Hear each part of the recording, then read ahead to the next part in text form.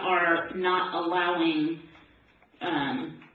Israel to continue, and what we have to lose is way too much if we do allow it to continue. So my hope lies in the fact that this voice is getting louder and the connections are being made. So thank you.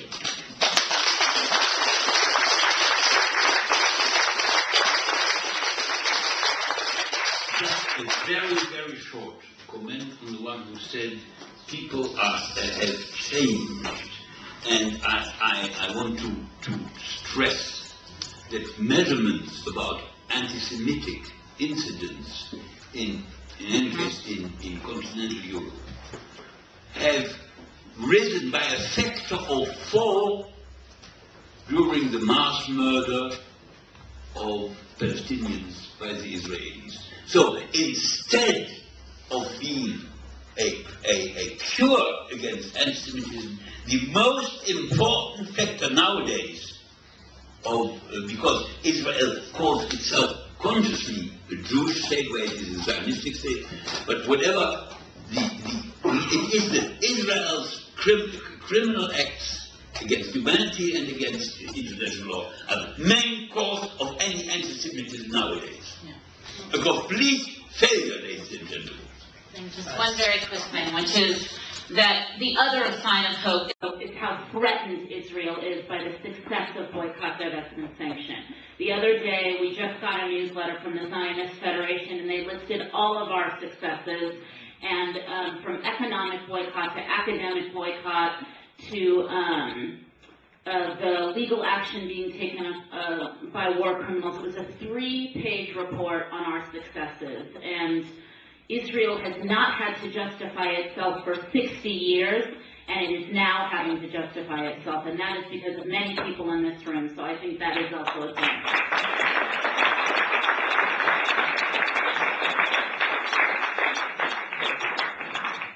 Thank you. It's funny, on the question of hope, I'm always reminded of George Orwell's quote, "Imagine the future. What's the picture of the future? It's a boot stamping on a human face forever." That was his vision. And that was his vision in response to the Stalinist regimes of Russia and Eastern Europe.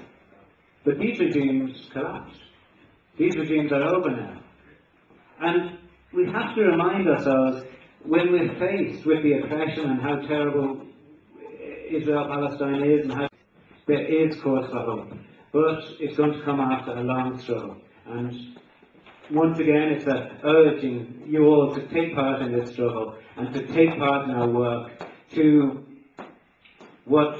I suppose what Edward Said, the late Edward Said, said, the most important moral struggle of our time, which is the struggle of Palestinian people for their freedom. So I've got a few announcements to make and to try and, I suppose, recruit you into this struggle, recruit you into our work with the Palestinian people. So the first announcement is actually, the first announcement is actually not something we're organising, but something the Irish Anti-War Movement is organising, which sounds like a fascinating meeting. It's on the 20th of February, and a couple of my, I suppose, intellectual heroes are done to be there.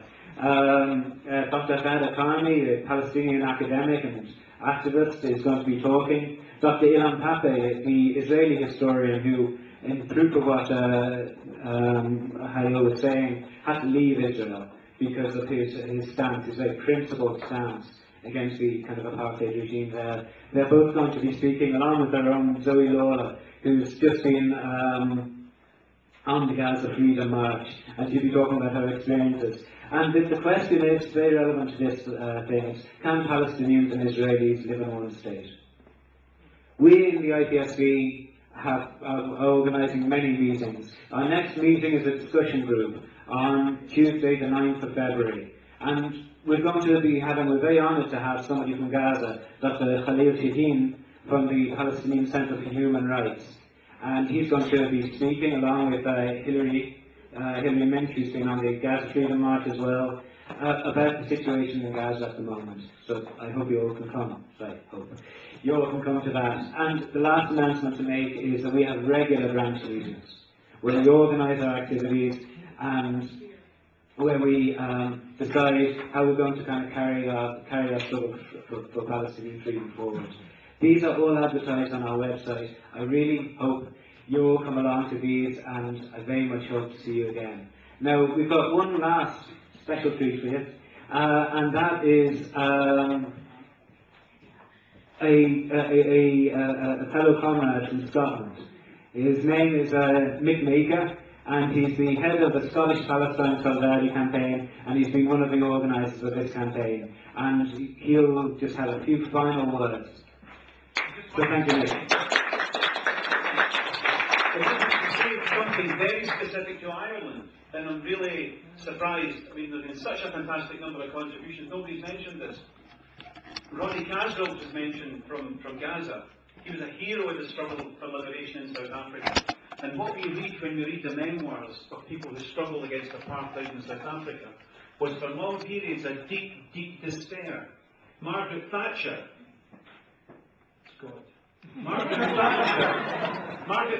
said confidently, "We will never see a black majority government in my lifetime." She said that, and nobody thought she was speaking ridiculously. And when you read the memoirs of people in South Africa, they say it was deep and dark and horrible, and they never thought they could win. And then something happened. They were in prison, Mandela was in prison, and then they heard something from Ireland. They heard that shop workers in Ireland were refusing, women at the checkout were refusing to handle South African goods. And they said, at that moment, we knew that we could win.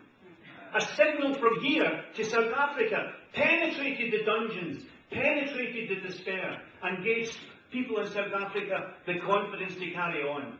Now that's what we're going to do again. I'll bet you the meetings against apartheid in South Africa were smaller than they are tonight. And that's what we're embarked on again.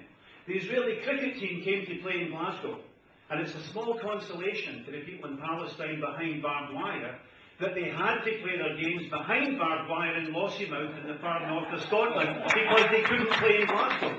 It's a very small consolation. Friends, there's a lot of hope, and the hope came from here to South Africa, and the hope that's coming from South Africa today. Israeli ships are turned away from Durban. They won't unload Israeli produce in Durban in solidarity with the people in South Africa. The Zionists are worried. They think they're all powerful. They know they're not all powerful. Some of us may think they are, but really, we're going to win this one. We're going to win this one.